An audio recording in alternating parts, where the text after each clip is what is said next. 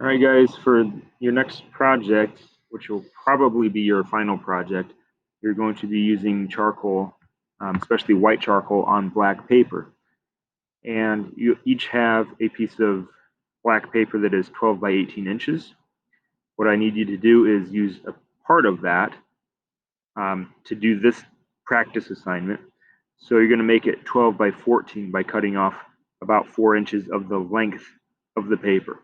So you have a 4-inch strip where you can do this practice. I'm going to show you a couple things drawing an eye. You're going to actually draw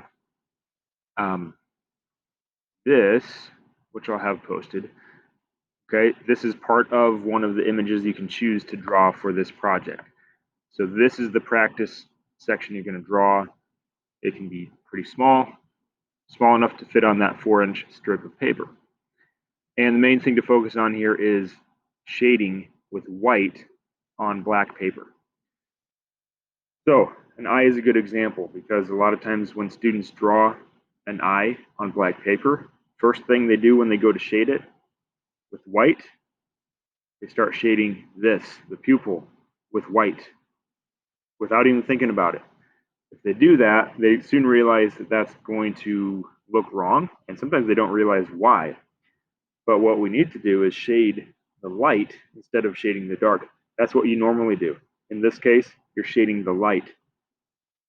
So you would shade the white part of the eye. I'm going to do it kind of quick, just so the video is not super long. The white of the eye will be the brightest part. But even a part on the drawing that is the lightest, there's only certain parts that are going to be pure white. So I might have like a really intense reflection up here. Maybe I want this part to be a little bit lighter.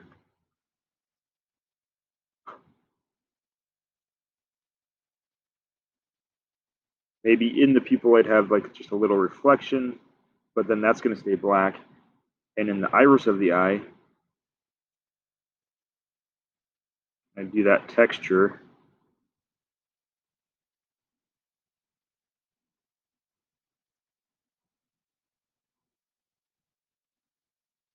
A little bit of shading.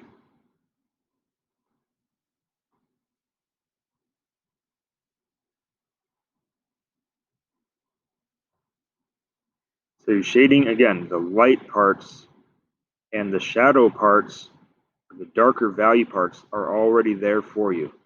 Okay? You don't have to add anything to make the pupil dark. It's already dark. This corner of the eye might have a little bit of detail, shading. The skin around the eye, below the eye. Not very much of this is going to stay pure black. Some of it will.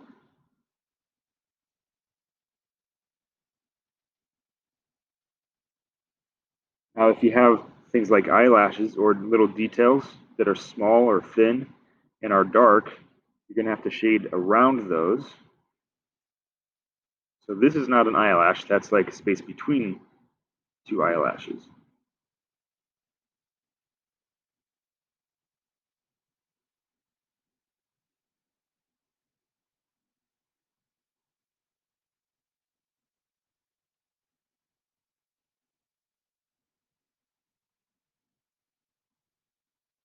You can even draw kind of lines around eyelashes and then shade between them.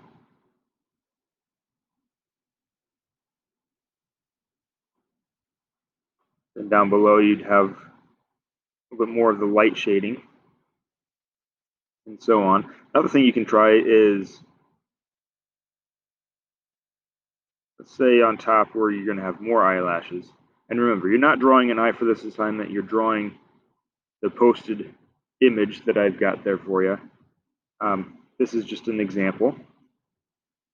So let's say you've got some shading like above the eye.